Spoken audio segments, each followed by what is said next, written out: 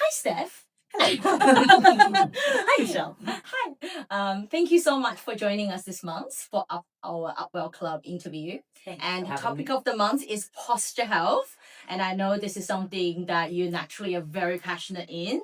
But I'm also really interested to hear more about what you do and your journey to where you are today. So Steph is my description for you will be the fittest person I know, honestly. Yeah. But not just in like training, but in the holistic approach you have with training and how there's no shortcut in the sense of like it's not just an exercise, but it's like an exercise in the form of that every component of the exercise is whole and it's complete. And that's what you always represent to me. And I think that's very special in today's world of training. So please tell us a little bit more about what you do and That's a very nice way to put it. I feel like I wasn't sure what I was expecting there. I think a little bit about me. I'm an exercise physiologist by trade. However, in Hong Kong, I practice as a coach. Coaching to me is not just about the exercise. And I think you kind of hit the nail on the head there. I think throughout my journey, I was a professional athlete previously, a business owner, and now a mom as well. And trying to juggle it all is hard. I don't know if my identity is connected to any one thing that I do because I feel across time I've put too much emphasis onto the one role.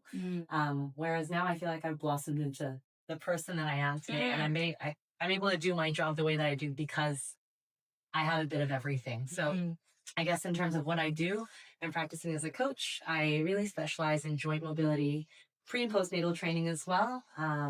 But really, it's just strength training and moving properly as well. So when you talk about posture, that's right up my alley because it's about the foundation of everything that we do. And you mentioned no cutting shortcuts or anything like that. It's true because we can't, I think that the physical practice of anything, we cannot jump ahead to anything and expect it to happen. You actually have to do the hard work. And I've had this conversation actually multiple times this week, and I've had this question asked as to how do you stay so disciplined and how do you do what you do every day? Like, don't you get bored of it? And no, I don't. I'm very lucky. I love what I do, but I think I owe a lot of my discipline to actually having been an athlete and having it so instilled in it's my second nature to work the way that I do. But across this time, I've been through my fair share of injuries, and I've learned that you cannot shortcut anything because if you try to skip a step with your injury rehab, you'll get hurt again. And if it's not the same injury, it's going to be something else because the body is so connected. yes. And when you look at the anatomy as well, you can see everything. It's not as simple as this is a bone, this is a muscle. Your nervous system is a big part of it, but because you can't actually see what that does, people don't understand it so well. And humans try to simplify everything. We try and compartmentalize everything. And really, our bodies are so clever. It breaks when we're actually not treating it well. Yes. It breaks when our foundations are not strong. Yes. And yeah, when we try to take shortcuts. Yes. So I guess that's a bit more about what I do and where I've come from. And yeah.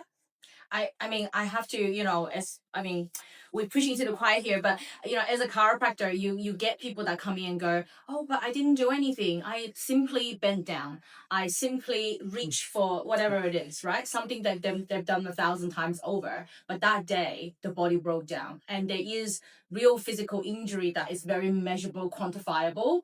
But a lot of it is because people are not aware, and people in some ways have discounted their body. I think we over the whatever the reason it is, we've simplified our body to pain or like nowadays with the rise of social media, it's about like, oh, I'm able to perform this exercise for the camera and I'm pushing XYZ. But whereas holistically speaking, as a person, as an athlete, as anybody who moves and uses our body every single day, we know that every single day is different. And actually it is the journey that truly is and it's not like a final story. I think a lot of times in exercise as well, people can think about like that is a mean to an end, but when in fact it's a lot more expensive than that. Yeah. I think that's also the thing. I've been trained to training for performance. Like that's what I was targeting every single time. This competition, this is the date that we're looking towards, but then what? Yes. And I think that the biggest wake up call was when I first dislocated my shoulder. I've done 3 dislocations through the shoulder and I didn't operate till the last one. And so I just kept doing my rehab, kept doing my rehab. And I could get there. I got to the goal, I got to playing again, but it was never right. And I could feel it. And so that final one was just, nothing was holding it anymore. Yes. And I realized like the short term goal of trying to hit something like that, okay, sure, you might get the result that you want, but the body's going to hold on to all these injuries. And I was so young at the time. And the memory of it The too. memory, the trauma of thinking of what it feels like. So when I see someone else do their shoulder as well, I can see the way they're holding it, the way that they stay down for that little bit too long. I'm like, oh, I think that's a shoulder.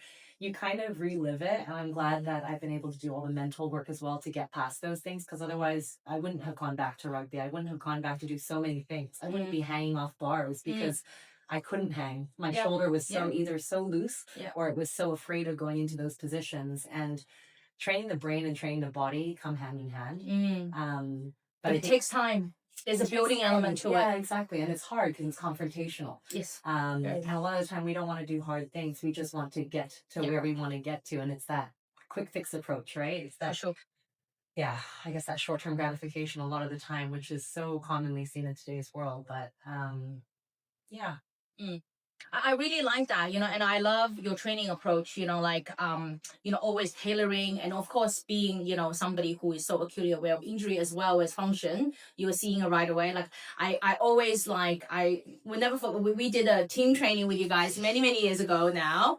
And then the whole team still talk about it, truly, because it was not like an exercise class where we ever been before where you're like, okay, do whatever, 50 burpees, whatever. It's not the hardship of the exercise itself, but it's like, do 5 burpees, but I want this,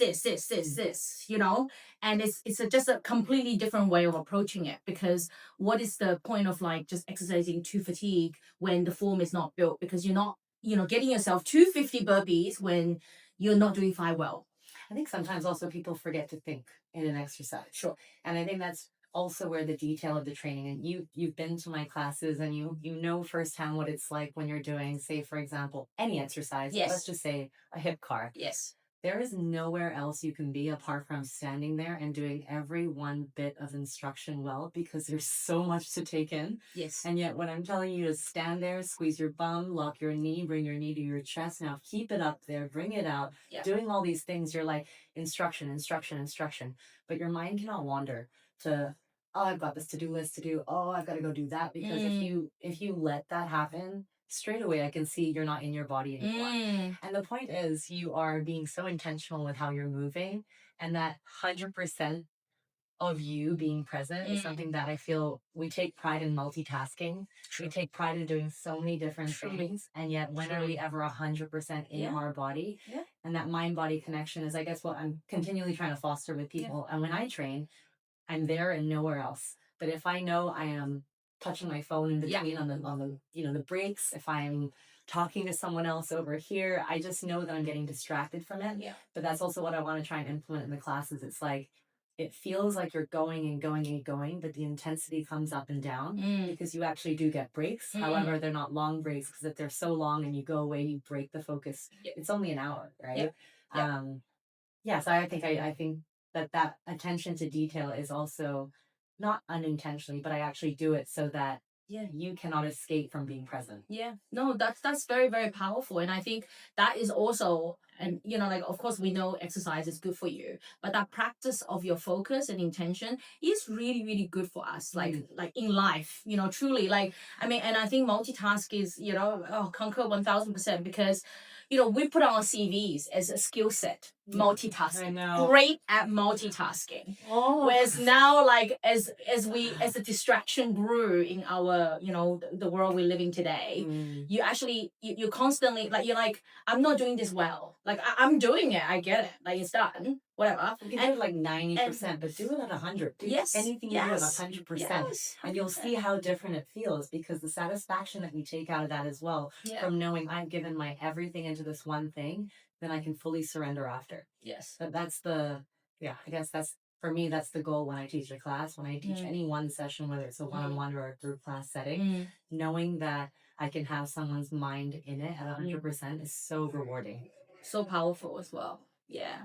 And can you delve a little bit about mobility and alignment and how does that? For sure. What would you look at? That's like a can of worms right now. So many. Look, I think in simple terms, because I can talk about this all day. Mm. I think without good mobility, we can't function properly in that our movement quality is poor.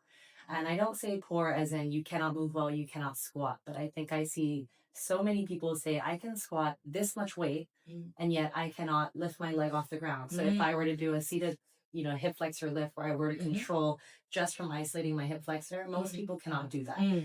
Um, Likewise, a hip car, for those who don't know, it's a controlled articular rotation, and it's literally going through the full range of motion that your hip is capable of doing without compromising into the lumbar spine, without moving anything else. It's literally just your hip.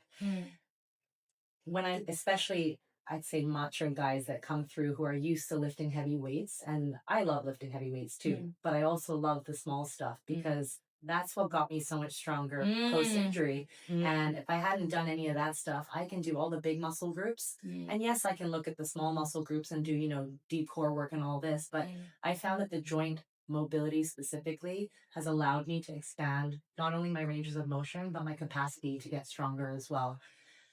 So I think of mobility as the foundation of all of our movement. And that's also the foundation to posture. And so how do I visualize? Okay, think of the spine. You have the spine right here. This is the spinal column. Having that right there, for me, that is the most important part of your body.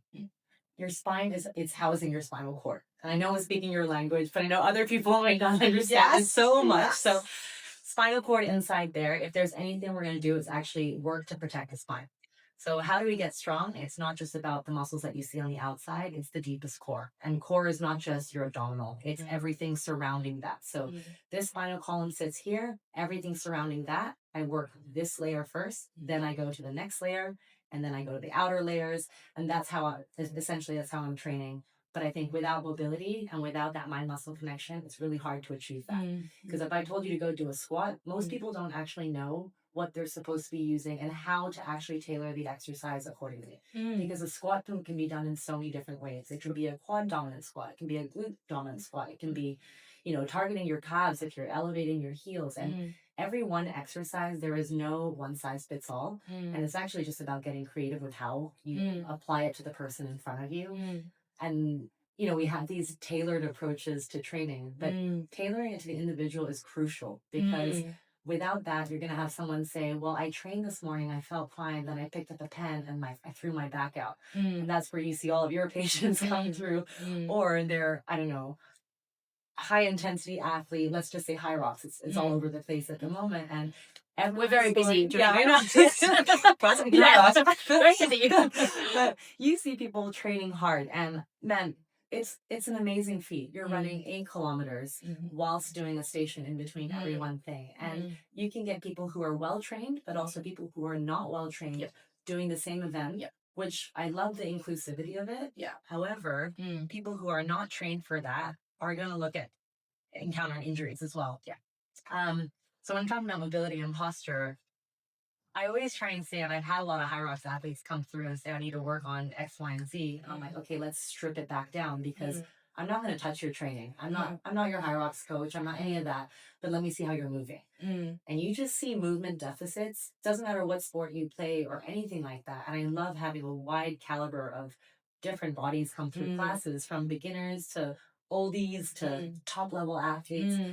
All of those bodies can be in the same class because fundamentally, and how we are as humans right now, we have a spine, we've got the pelvis, we've got ball and socket joints. And so I'm targeting those areas and just teaching you how to move better. So in a long-winded response, mobility is so much about learning about your body and getting strong from within first to then get stronger on the outside.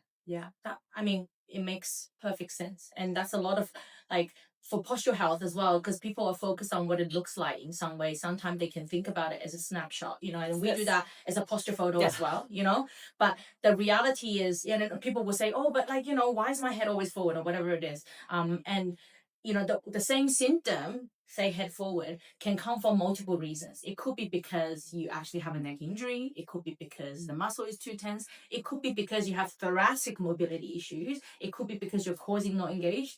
And that tailored approach is so important. And this is the same for chiropractic as well. We also focus on the tailored approach, because if otherwise your cookie cutter people situation, and you might say, okay, 99% of the population today have a straightened cervical curve, right? And the head is forward. We see that day in, day out.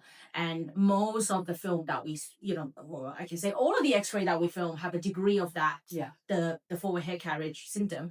But for different people, it come from different places. It can come from the upper cervical, it can come from your TMJ, it can come from pelvic floor, it can come from thoracic, So it's exactly as you're saying, where it's like, I think it's easy to you want a simple thing, which is like, how can I full fix my head? But it's like, but the real story is, you need your core working, you need good thoracic mobility, you need the correct brain body connection, and that's also awareness in a lot of sense as well. I think just on posture as well, we think about poor posture as all of this, right? Yes. Which, okay, that's not the ideal posture. But when you think about it, any one posture that you hold for a long period of time needs to have a break from it as well. Yes. If you were standing straight the entire time like this, at some point you are also going to get tired through other areas, because you're working through these areas to hold you in that posture. So often when I teach like corporate workshops, for example, I'm talking about posture. The thing is, it's so much about changing your posture, giving yourself movement breaks. Because if I were sitting here, especially cross-legged, I know I'm not supposed to sit cross-legged, but if I sit here for a long period of time, I'm just going to change it. Yeah. I'm also just going to maybe move around. I'm also going to extend my position. All these things are just about changing the posture that you're in for a prolonged period of time. Likewise, if you stand it and drop. So when people talk about standing desks as well, I'm like, look, standing desks are great. But if you're standing for 8 hours a day, then what's going to happen? If you're sitting for 8 hours a day, what's going to happen? Yes.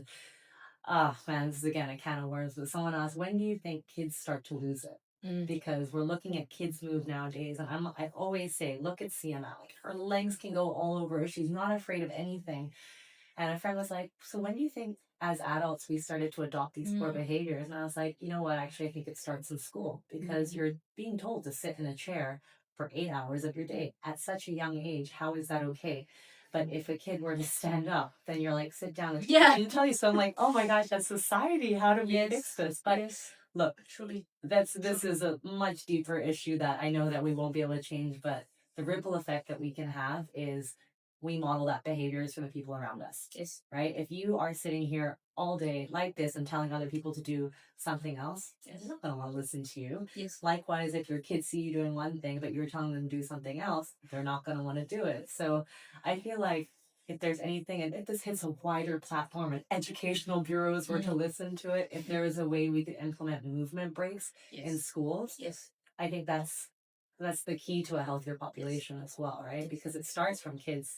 Totally. And moves upwards. We're just trying to undo it all as we get older. Totally. But we see it's like 20, 30 years of this before we start looking to where we were supposed to be. So. Yes.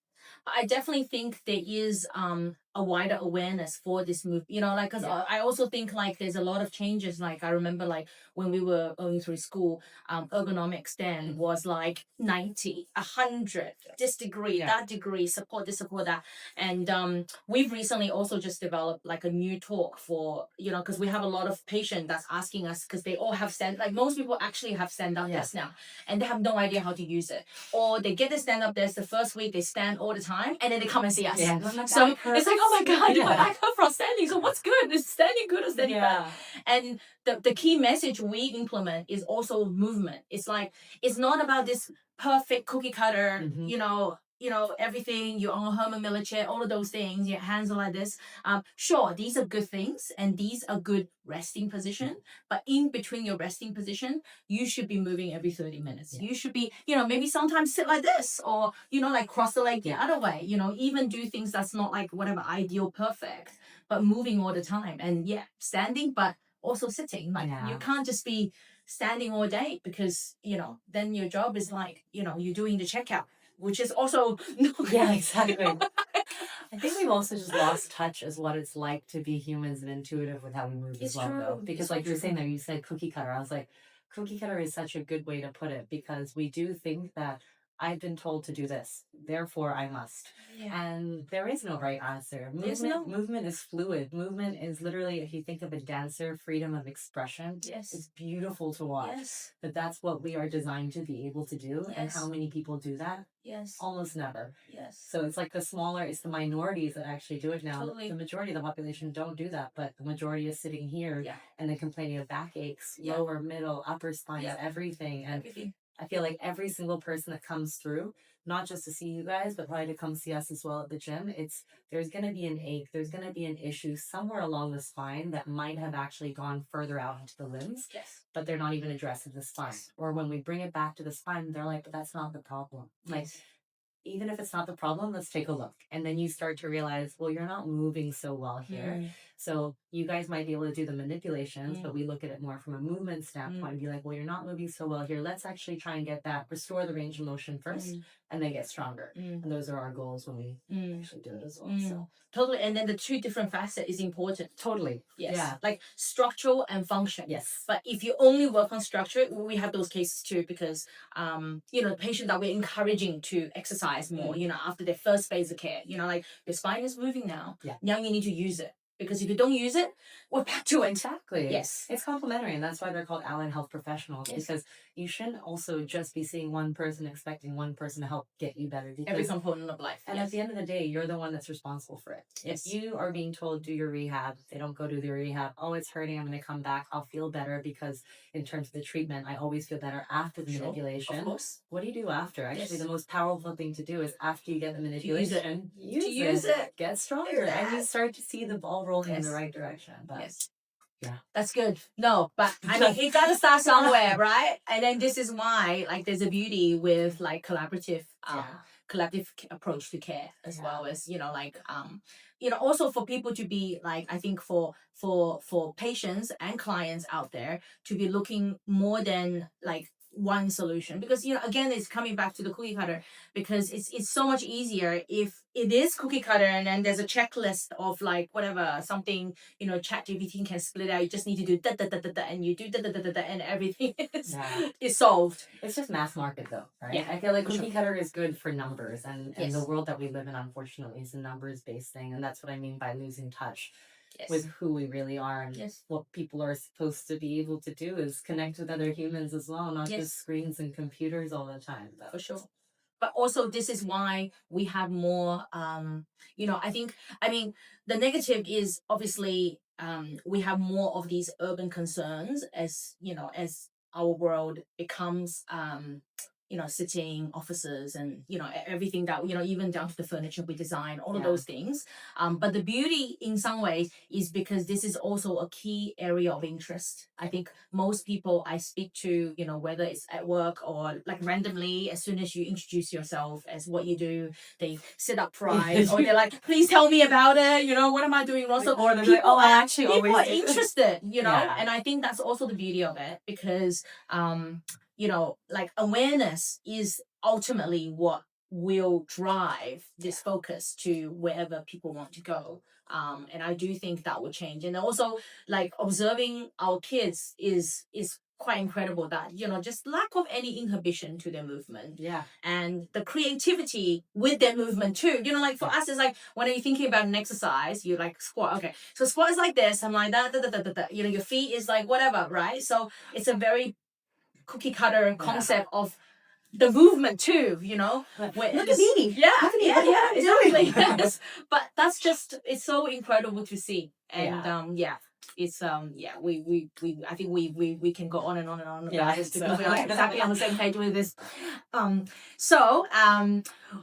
If you can please, as we finish, share with us a healthy tip. Okay, a healthy tip. It's just going to be move frequently. Move often and move frequently. Those are the two things, whether it is doing structured exercise. Now, don't just do 1 hour of exercise and think you can sit for the rest of the day. I think that's something that we all do as well, is that I went to the gym. Yeah, tick. Yeah. And then what? And then I don't move. But then that's why step counts are so important for people to actually start looking across their day. And nowadays with technology, again, it's the positive side to it. Is you can see the tracking. Yes, you can. And you can see on your phone, you can see on your watches, you can see on all your devices. But actually, when were you most active and have you been able to spread it out across your day? So if there's anything, it's going to be literally just move often, move frequently, and then actually consistency is key. So whatever it is you choose to do, if you're at your desk, if you're watching from your desk, make sure you're getting up right now and actually changing your posture. I would say if you're sitting, stand up, and if you're standing, sit down or do something else. Try and find the opposite of what you're already doing and balance it out, because it's, you think of the yin to the yang. Yeah, that's my simplest tip. Very good. Thank you. Thank you so much for your time. Thank you for having me. Thank you for sharing it. Thank you for watching. Thank you. Thank you.